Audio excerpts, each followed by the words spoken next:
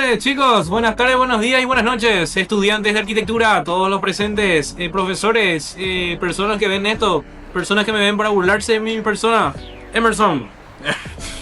Estamos en un nuevo capítulo de Escala 1-1 y estamos solamente nosotros dos ahora. Sí. Porque nos abandonó cierta persona. Las pasadas fui yo, parece, y ahora Cecilia. Yo nunca le voy a abandonar, impresionante. Hoy casi encima me abandoné. Casi, pero yo soy muy... No, en el episodio pasado parece que me extrañaron demasiado. Yo me que cuando vi si era cierto sus mentiras, yo por ejemplo dije, no les creí lo tanto. Me dijo que... ¿Será cierto lo que estaba diciendo? Que De tanto que me extrañaron, me dijo que... yo estoy súper feliz de que Jorge vino. Súper mega hiper feliz. Me encanta cuando Jorge viene acá, en serio. Sí. Bueno, ¿qué tenemos para hoy, Jorge? Hoy tenemos Bueno, preparado hoy... otra, como le dije hace rato, otra seguidilla de arquitectos. Exactamente. Porque vamos a hacer un menos trivia un poquito tocando el tema de otro arquitecto también acá. Es nuevo, sí. Es nuevo, viejo, sí. Porque fue uno de los que nos apoyó desde el minuto 1 en la idea. Pero no vamos a spoilear más. Bueno, como íbamos diciendo, de que nos interrumpieron, yo, yo creo que otra vez los arquitectos pasamos... Los arquitectos. Me adjudiqué, no me llamo el arquitecto. Ay, vamos a ser arquitecto. Voy a ser así tan comprometido como nuestro invitado, que fue muy comprometido también cuando fue estudiante. Él fue uno de los pioneros de Escala 1-1 realmente. Él fue uno de los generadores de la idea para poder armar el podcast. Sí, gracias a su apoyo legalmente pudimos hacer esto realidad, ¿verdad? Eso sí. Casi, no, creo que hasta ahora no le mencionamos todavía. No, el Arqui Gustavo. Arquitecto Gustavo. Es de Venezuela. Vamos a escuchar su historia próximamente. Eso sí, él es alguien que pasó de otra universidad, otro país, otra realidad también.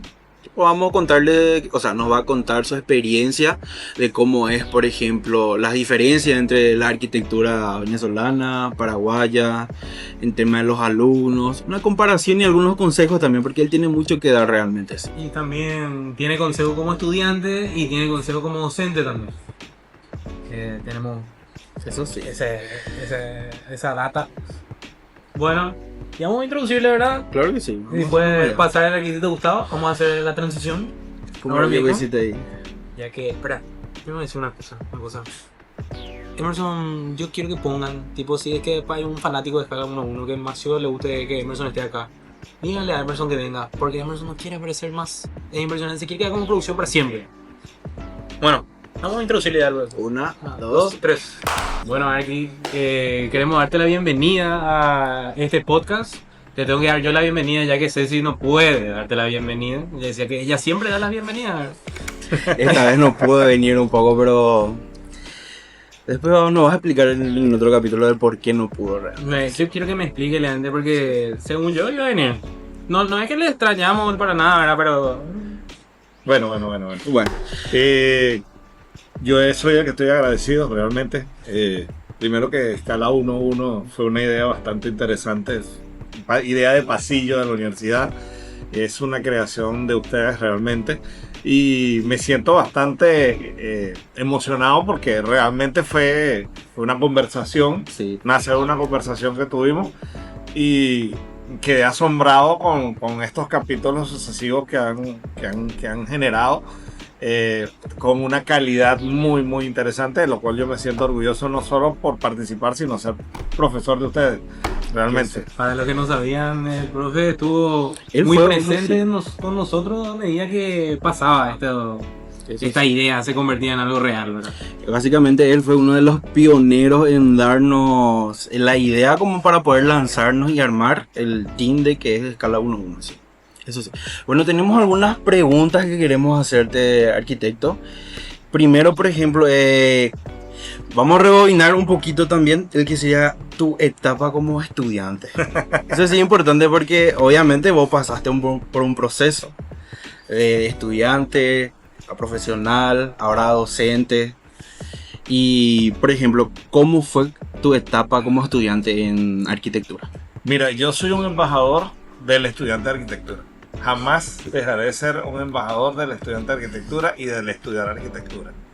Arquitectura para mí fue el principio de mi vida, de entender y enamorarme de una carrera. Hoy le doy gracias a Dios todo el tiempo, a Dios Todopoderoso, de ser de las personas privilegiadas de que trabaja en lo que realmente le gusta.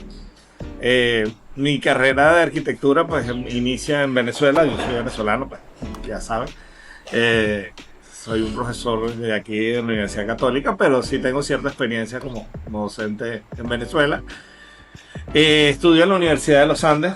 La Universidad de los Andes hoy por hoy es una universidad reconocida en la parte educativa, y logré entrar a través de un proceso de calificación, a través de pruebas de admisión. Y cuando llego a la Facultad de Arquitectura me encuentro con un mundo totalmente diferente. Primero, que la parte más interesante es que nosotros no sabemos qué es propiamente arquitectura hasta que nos metemos a estudiar arquitectura. Segundo, que el estudiar arquitectura es muy diferente a estudiar otras carreras. Primero porque tenemos las materias complementarias que funcionan en toda parte del mundo y el taller de diseño, y sobre todo el trasnocho.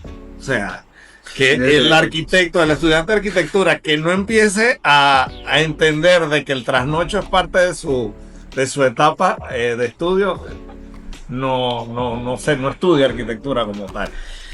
Eso sí. Después, por ejemplo, ¿qué fue lo más duro para vos así en el momento del proceso de la carrera que vos estuviste como en época de estudiante? Mira, una de las cosas que yo reconozco es que a veces materializar ideas es muy complicado. Entender el proceso de diseño, pero materializar esa idea que tú tienes en tu mente, que tú quieres conformar, y eso es un proceso largo. Y sobre todo, lo más difícil es que la otra persona, la contraparte, que es la que te evalúa, que es la que te revisa, a lo mejor no entiende tu idea, o tú no fuiste capaz de plasmar claramente lo que tú tenías en tu mente. Yo creo que esa es una de las frustraciones o las etapas más difíciles que tiene un estudiante de arquitectura. Y las exposiciones. Mira, yo siempre he tenido la suerte de ser hábil con las palabras. Pero realmente el dibujo, la maqueta, el detalle, yo soy era muy tosco, mi manera de diseñar es muy tosca, y a veces no tenía esa calidad que tenían otros compañeros. Esa es una parte bastante complicada, creo que es una de las partes más difíciles que realmente tiene la carrera. ¿Vos qué estás dibujando? Y nada, ahí está mi dibujo. Ah, esos son tus dibujos. Sí. Vamos a hacer una competencia. No, vos demasiado sabes dibujar, no hace falta. Yo voy a perder nomás. Otra pregunta genérica, ¿verdad? Que todos tuvimos como estudiante alguna vez. Que si alguna vez pensaste que no ibas a llegar a ser arquitecto, no ibas a llegar a tal proyecto, no ibas a alcanzar a tener esta magnitud de trabajo que tenés hoy en día. Mira, te voy a ser bastante sincero. Si de algo que creo que ya estaba convencido era que me iba a graduar de arquitecto. En mi familia, mi madre tenía un refrán, lo tiene, que dice que ella no estaba estudiando a la carrera, estaba estudiando una carrera. Entonces el tiempo pues realmente no era uno de los elementos que tenía. Sí, me habían quedado materias, momentos frustrantes por ver materias varias veces. Las veía 2 veces para poderla entender bien, para tener más conocimiento sobre la materia. Pero decirte que iba a abandonar o que no me iba a graduar, no. Era una meta bien clara toda mi vida. Eso es bueno, sí. Por ejemplo, también hay materias que marcan. Acá nosotros tenemos ciertas materias también que tenemos. Taller antes era lo... Antes, imagínate, porque taller antes no era pesado. Ahora trasnochamos más de 3 días y parece que llegamos. No, está potente. ¿Y vos qué tal tenés una materia así que te marcó un docente en específico también? ¿Bueno o malo? Bueno, no, ambos. Yo no voy a hablar malo, porque a la final del camino todas las cosas fueron realmente buenas. Pero sí, evidentemente mi materia, fue taller de diseño. Taller de diseño para mí fue la materia más importante que yo tuve. Puedo recordar un taller de diseño. En mi país, en ese tiempo, veíamos taller de diseño por año, o un bloque, y las demás materias por semestre, pero más o menos lo que ocurre aquí. Pero tenía profesor del taller 2, que sería hoy taller 3, 4, y el profesor del taller 5, 6, por decirte ahí, que fueron 2 arquitectos muy buenos.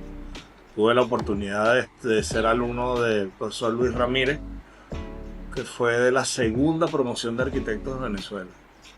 O sea, alumno del maestro Carlos Raúl Villanueva, que es uno de los próceres de la arquitectura en Venezuela, y yo fui, como decirte, de esa tercera camada de ese profesor, que fue bastante importante para mí.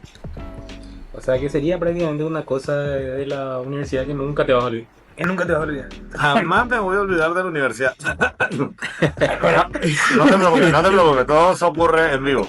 Creo que se acordó de una materia se acordó de una materia. Me acordé de algo. O que tenía que entregar ahorita. No, realmente Tenía que cortar esta parte rápido. Quería preguntarle. ¿Qué aprendiste como estudiante que hoy seguís usando como arquitecto? Mira, como estudiante siempre, yo tuve un profesor que se llamaba el profesor Gustavo Díaz, que yo me acuerdo que la materia me encantaba. Y entonces yo siempre me sentaba adelante y no lo dejaba en la clase, todo el tiempo estaba levantando la mano. Y el profesor Gustavo Díaz llegó una vez y me dijo que él toda la vida quería que yo fuera profesor, para que tuviera 24 alumnos hincha pelota como yo en clase.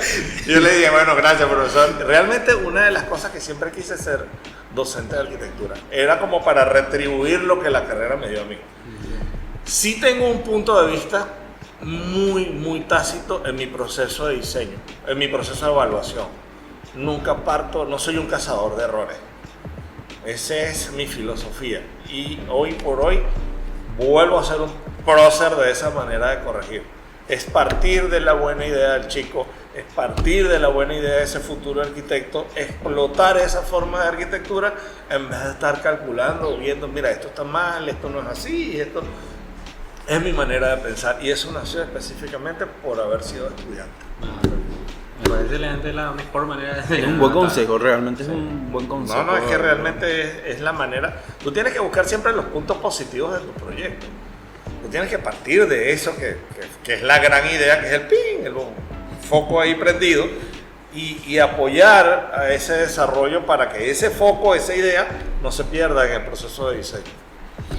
Bueno. Y, por ejemplo, desde tu experiencia, ¿qué fue lo primero que sentiste diferente acá en Paraguay? Mira, te voy a hablar claro, decir, yo tuve que vaciar el vaso. Todos mis conocimientos previos técnicos son extremadamente diferentes porque son dos culturas, a pesar de que somos latinoamericanos, tenemos dos formas diferentes de interactuar con el proceso constructivo. Venezuela es un país que tiene mucha tendencia a la construcción, por decirlo así, americana, norteamericana, Estados Unidos, todo lo que son las normativas, técnicas, elementos constructivos, procesos, se instaura mucho en eso. Paraguay puedo decir de que tiene una tendencia muy europea, muy alemana, muy afrancesada, entonces son dos corrientes constructivas muy diferentes que realmente tuve que aprender de cero. Una de las cosas que puedo decir es que Paraguay está bendito porque en Paraguay no existe el sismo. Eso sí. Y eso es una condicionante de diseño estructural en mi país. Cuando tú haces el proceso de diseño constructivo y aplicas lo que son las normas estructurales, aquí realmente pues no existe. Esa es la primera diferencia que ocurre. Para mí me impactó bastante. Yo decía, wow, los edificios se van a caer. No, realmente no, o sea, no se van a caer, sino que fue un choque cultural muy fuerte. Eso sí, por el tema del clima, el ambiente también es muy diferente, también tanto en Venezuela como acá en Paraguay seguro también. No, Venezuela tiene el clima tropical variable. pero tiene pisos gélidos en ciudades que están a mayor altura, tiene tropicales que están en la orilla del mar, tienen una zona donde yo soy el centro occidente de la zona llanera y es muy caluroso como el verano paraguayo. Realmente no me sentí No afectado. no encontraste mucha No, diferencia. no, para nada. 2 grados de diferencia. También me imagino los estudiantes, ya que vos decís que todo el tema de que era diferente el proceso de enseñanza. Yo tengo una conversación que siempre he tenido con mi querido Jorge y con los muchachos y bastante gente que le tengo mucho aprecio aquí, que es que yo tuve la oportunidad de estudiar, de pertenecer a un movimiento que se llamaba Encuentros Nacionales de Estudiantes de Arquitectura. Eso era un encuentro donde nosotros intercambiábamos con otras universidades y también se daba un proceso que se llamaba el ELEA, que todavía lo existe, que es el Encuentro Latinoamericano de Estudiantes de Arquitectura, y ahí te das cuenta, en ese momento te das cuenta de que estudiar arquitectura en México y estudiar arquitectura en Venezuela cambia por factores culturales, pero es el mismo trasnocho. Encontraron mucha... El mismo trasnocho, evidentemente. O sea que muchas cosas diferentes tiene un estudiante paraguayo con un estudiante venezolano. No, realmente no. Realmente no. Realmente no. Yo tengo la suerte ahora que yo le estoy dando clases de arquitectura a ustedes y mi hijo está estudiando arquitectura en este momento en Venezuela. Y está mira, casi en el mismo semestre que ustedes. Y no compito con el profesor, pero sí tengo esa disyuntiva, pero es prácticamente lo mismo. Yo disfruto mucho el vernos, entendernos. De hecho, una de las metas que tengo ahorita es generar una interactividad con otras universidades. Eso es uno de los planes a corto plazo que tenemos, para empezar a intercambiar con universidades para, ¿cómo le digo?, poder materializar esa visualización comparativa que tú estás diciendo en este momento. Bueno, vamos a hacer una mini dinámica también acá para cambiar un poquito. Es un tema muy interesante, Teba, que acabas de comentar, que sería bueno quizás para otro capítulo tocar más a fondo, ver, investigar y quién dice no poder organizar nosotros acá en la Católica de Oviedo con otras universidades y para ser más ambiciosos con otros países también. No, y es que verdaderamente una de las cosas que tengo que recomendarles es que el ENEA es el Encuentro Nacional de Estudiantes de Arquitectura, que define quiénes son los representantes que van a representar, o haga la redundancia, el país en el encuentro latinoamericano. Y entonces el ENEA, aquí Paraguay participa en el ELEA, pero no desarrolla el ENEA. Y ahora me doy cuenta que tenemos la capacidad de tantas escuelas de arquitectura, tantas universidades de arquitectura, que se puede tranquilamente materializar un ENEA. Y es bastante importante para ustedes. Primero, porque el ENEA lo desarrollan los estudiantes. No, nosotros los profesores no intervenimos. Segundo, nosotros somos ponentes invitados por los estudiantes, donde definen, ok, vienen a mi universidad, vamos a invitar a la directora Daniela, vamos a invitar a tal para que den un tópico importante que queremos tocar en ese encuentro, pero nosotros no intervenimos. Nosotros simplemente vemos lo que ustedes participan, lo que ustedes logran, lo que ustedes materializan. Ausencia total de docentes. Bueno, vámonos con la dinámica. Vamos No, la dinámica. a ver. Acá tenemos todo escrito, anotado. Vamos a ver. Es más de un ¿qué prefieres? Donde... Está bien. Bueno, empezaba la dinámica. No. ¿Más estrés allá o acá? No, igual. Es igual. No, puedes responder todo igual. Mira. Igual. Es que es la misma carrera. Se sufren todos Sí. de la misma manera. No, igual. En esta sí te voy a responder igual. Más creatividad. ¿Acá o allá? Allá. De paz. Silencio. Duro para Ojo, comparándome, vamos a hablar de un hecho generacional. Quiero hacer esta aclaratoria. Mi generación contra tu generación. No, pero ahí nosotros... No, ¿por qué? Porque ustedes están amarrados a un proceso tecnológico que les trata de solucionar las cosas más rápido. Nosotros, nuestro proceso de diseño involucrado más tiempo y había que ser más asertivo y tenía que ser uno más y entonces te volvías más creativo. ¿Entendés? No ¿Me entiendo. entendiste? Eso Sí, ya, entiendo. Listo. Sigo Bueno, educando. Que no se saque de contexto el clip Sí. después. Ajá, pero por eso, vamos a hacer acá, claro. Sí. ¿Más aguante acá o allá? Acá, Acá. acá, sí. Más presión académica acá o allá. Acá ustedes tienen más presión académica que nosotros. Porque yo vengo de una universidad pública. Y la universidad pública no tienes la presión de que tienes que justificar una inversión económica. Ustedes tienen mucha presión. Entiendo. Eso sí, tienes razón. ¿Sí? ¿Y el compañerismo acá o allá? Wow. Es injusto porque yo tengo mi grupo de compañeros de estudios. Yo tengo 52 años y mis compañeros son contemporáneos. Y es la misma.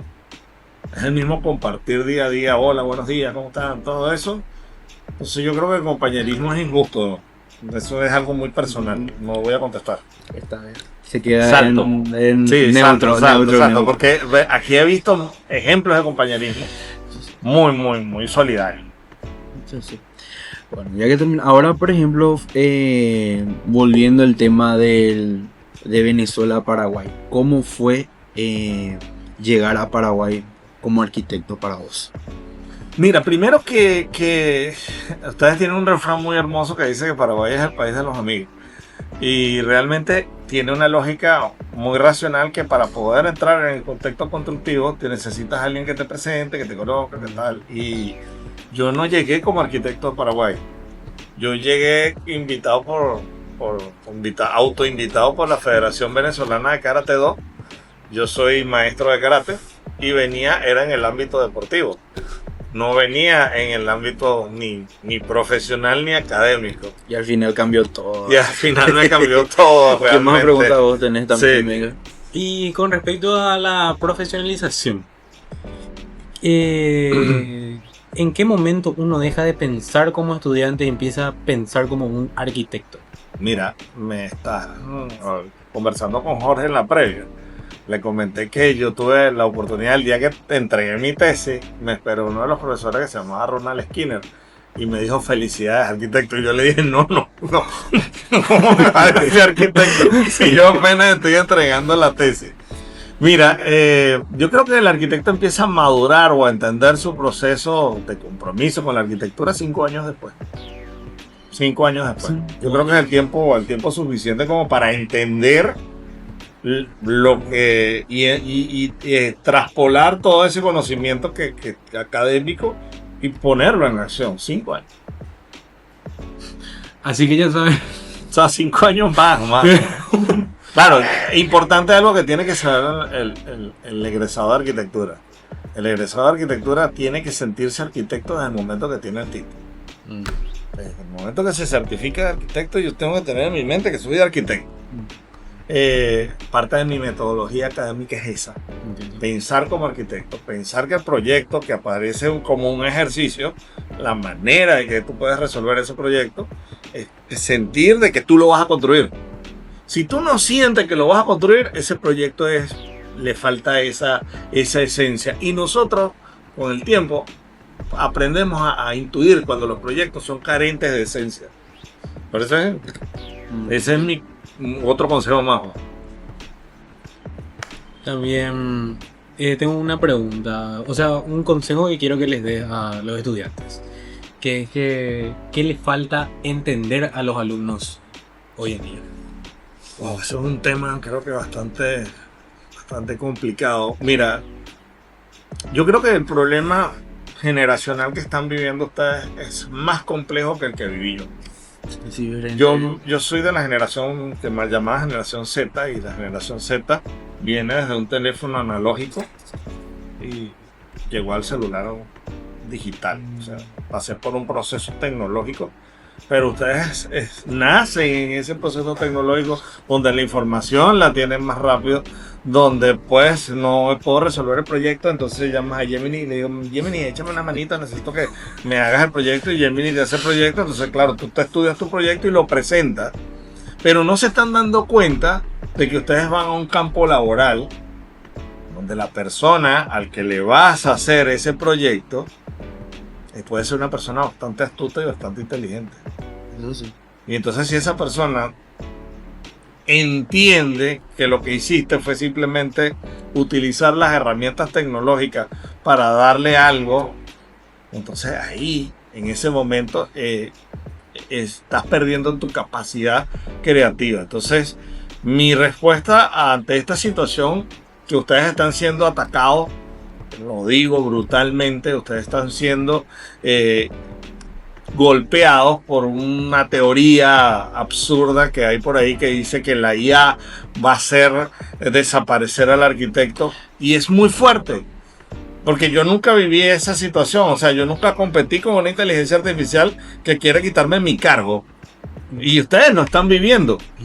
Entonces, si yo le decía a mi hijo que uno tiene que tratar a la IA como Tony Stark trata a Jarvis. Sí, eres mi secretario, yo soy el inteligente, yo soy el brillante aquí, y tú vas a hacer lo que yo necesito, y si no me gusta, cámbialo, modifícalo, queda. Eso es lo que yo quiero que los muchachos entiendan ahora.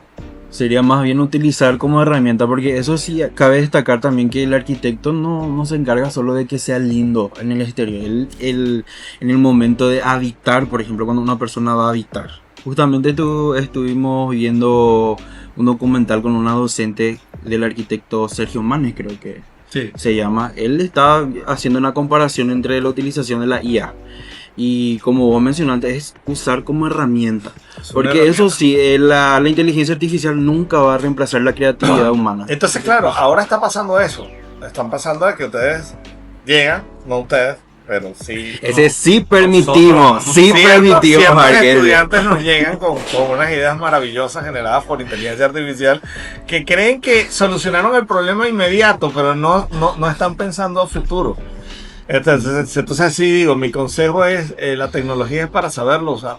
Yo viví en un proceso que cuando inventaron el AutoCAD, yo soy de la última generación que dibujó en tinta y la primera generación que utilizó el AutoCAD.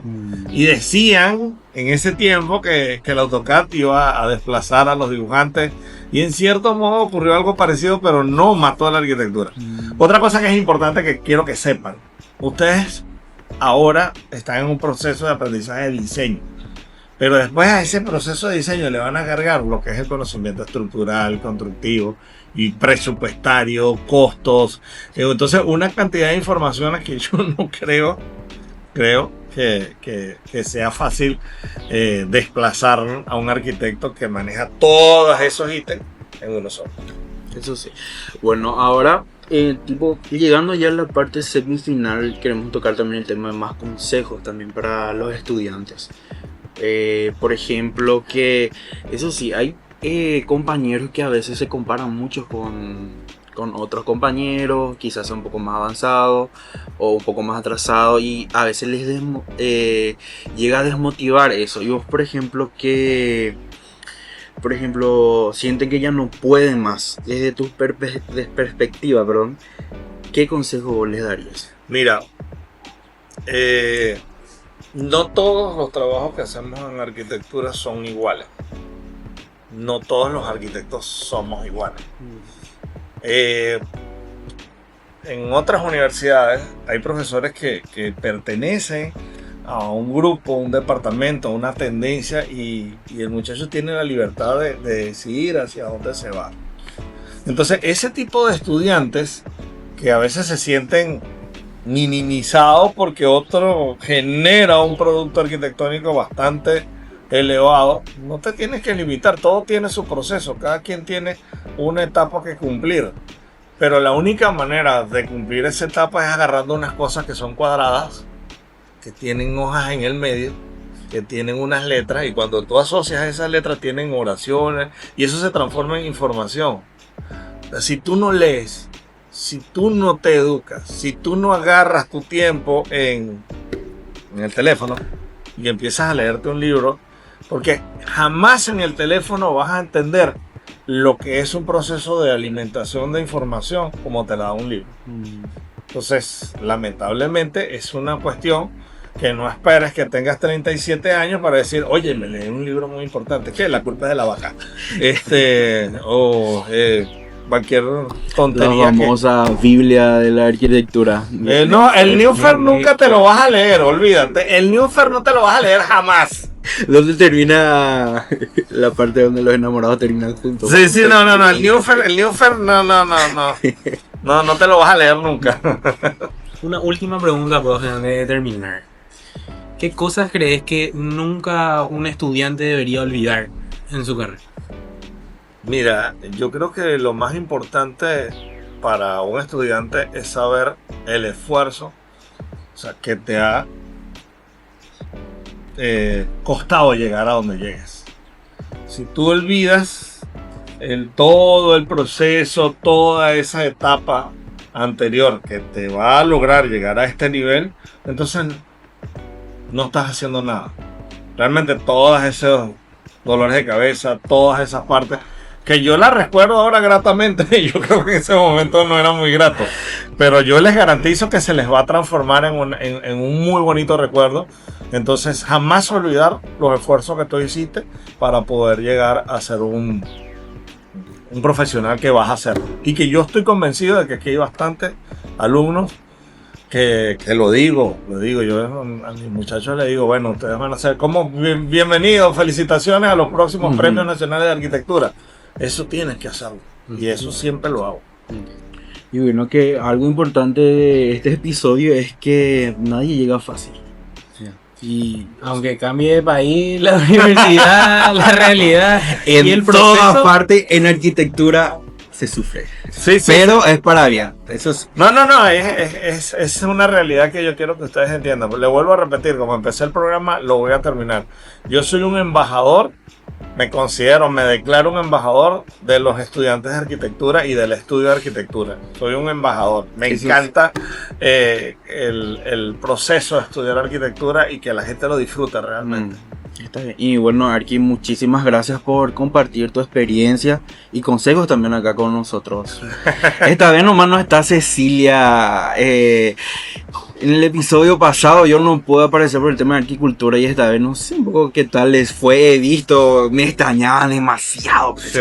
No, impresionante. Yo voy a hacer que les creo, eso es mentira, ¿verdad? No sé, pero...